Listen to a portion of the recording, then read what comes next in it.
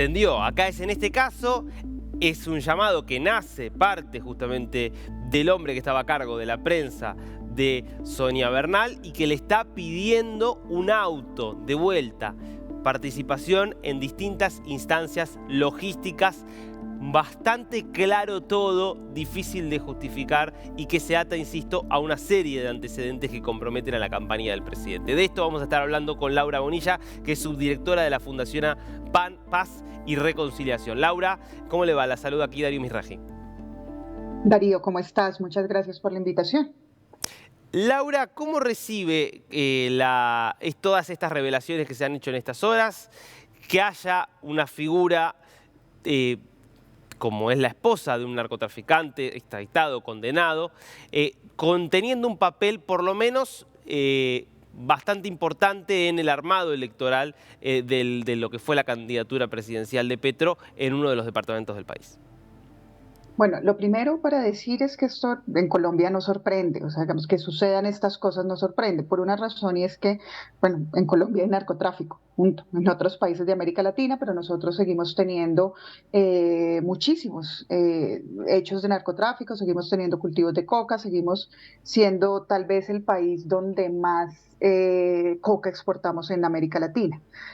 Todo narcotraficante necesita la política. Eso es una dupla desde hace muchísimos años y es muy probable, digamos, también si eso le sumas a que la política en Colombia es profundamente clientelista, la de toda la vida, eh, pues obviamente se suma y siempre van a buscar tener apoyos políticos. Entonces este audio digamos, el narco propiamente le decía a su esposa que bien, que vamos a recuperar 3 curules en el Senado, pues es la expectativa que ellos siempre van a tener. Entonces ellos siempre van a buscar ingresar a las campañas y las campañas, sobre todo en las regiones, siempre van a estar en alerta para que no lleguen dineros del narcotráfico. Ahora, esto no es tan sencillo como que todo el mundo tiene una lista con todos los narcotraficantes y sus caras y sus familias ahí pegada en el escritorio para saber quién es quién y quién se te va a acercar y quién no se te va a acercar. Vamos, es complejo el panorama de la política electoral.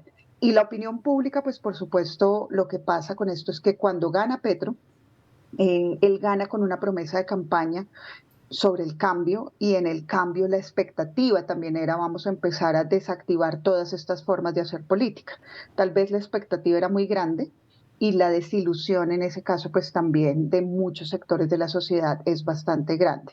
Ahora, personalmente no me sorprende, creo que es algo que es muy esperable en la política colombiana y que se tienen que hacer muchísimas cosas, mucho más de lo que estamos haciendo para realmente bloquear la política del acceso al narcotráfico. Y en eso, pues eso no es una cosa en la que Colombia esté sola, ¿no? América Latina está muy metida en esta discusión hoy.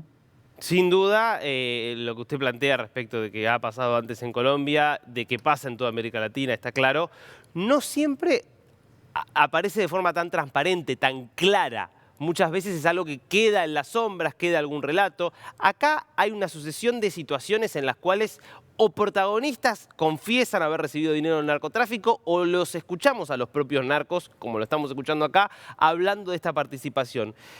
Desde su experiencia, por supuesto, ¿a usted le da la sensación de que este tipo de situaciones son porque no se dieron cuenta, porque fueron ingenuos y recibieron dinero de gente sin saber de dónde venían esos dineros? ¿O saben de dónde vienen esos dineros y no les importa porque lo único que están pensando es en ganar elecciones? Mira, y hay dos líneas de responsabilidad, tres más o menos. Entonces vamos por la primera, que es la directa. El Pacto Histórico y la Colombia Humana eran una coalición de partidos. En esa coalición de partidos, todas las cuentas y todo el dinero está centralizado. Entonces, todas las regiones deben pedirle al centro, si van a hacer cualquier evento con cualquier carro, coche, lo que quieras, una tarima, unos músicos, cualquier cosa, digamos, natural en la política, deben pedirle permiso y presentar un presupuesto al centro, o sea, a Bogotá, que es la capital de Colombia, y Bogotá te dice si puedes y te gira, te consigna el dinero. Eso tiene dos problemas. Primero, que también el control está centralizado y es muy difícil darte cuenta.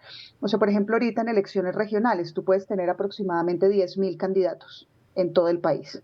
para cargos de alcaldías y gobernaciones. Entonces, controlar 10.000 avales. Los partidos no conocen a sus militantes, o sea, hay bases militantes que se arman en el momento de las elecciones. No sé qué tanto eso sea así en Argentina o en otros países. En Colombia ha sido muy tradicional. Los partidos no tienen bases estables durante el tiempo, sino que todo esto se arma meses o un año antes de las elecciones, cuando la gente empieza a buscar los cargos públicos.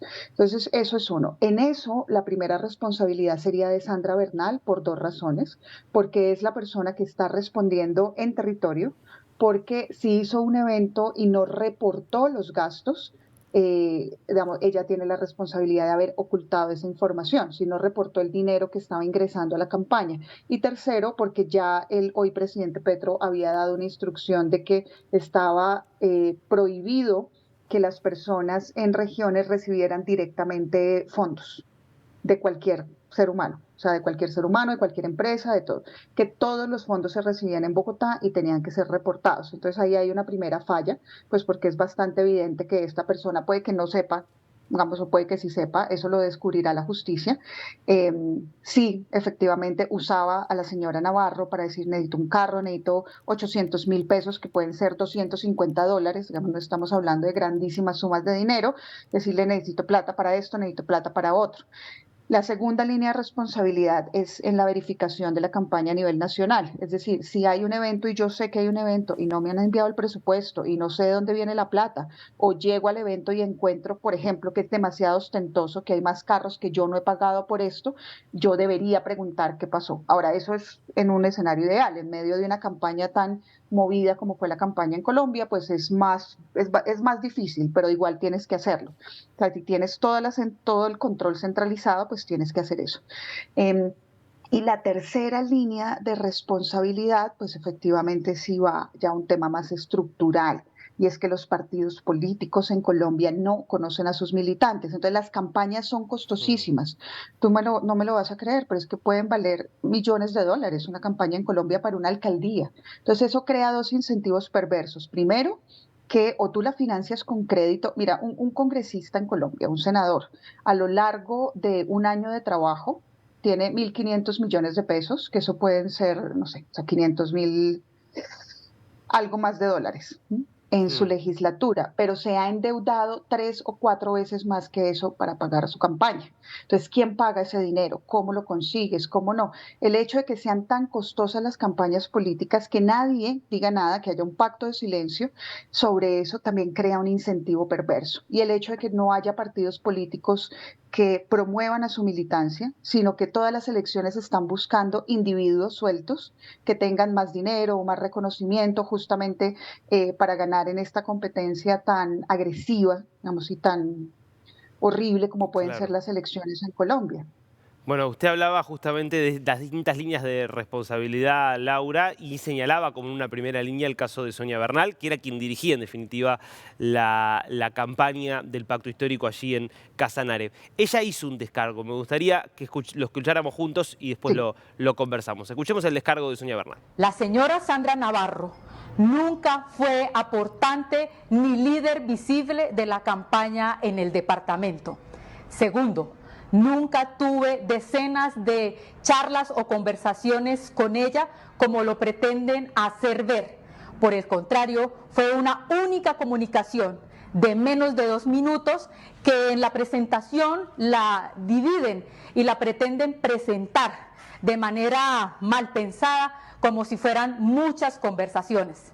Tercero, nunca se recibieron aportes en vehículos o en apoyo logístico. De esta manera, puedo nuevamente decirles a todos ustedes que esta campaña puede tener toda la tranquilidad, que no hubo ningún tipo de recursos. Y si así hubiese sido, como hay en la única conversación que tuvimos a través del teléfono de otro simpatizante con esta simpatizante de la campaña, no es cierto, porque nunca entró esa suma de dinero a la que me referí. Bueno, continuaba el descargo de Sonia Bernal, pero me parece que ahí está lo más importante, básicamente planteando, bueno, acá no pasó nada. No me parece que sea la respuesta indicada, porque no sé cómo lo ve usted, Laura, pero uno creería que ante la sola sospecha y ante la sola presencia de este tipo de audios, la respuesta quizás debería ser más contundente, por lo menos ante la duda, ¿no? Claro, digamos que la respuesta no fue buena, ni en términos mediáticos, ni en términos políticos. Hay mejores respuestas en estas situaciones y hay políticos que lo hacen mucho mejor.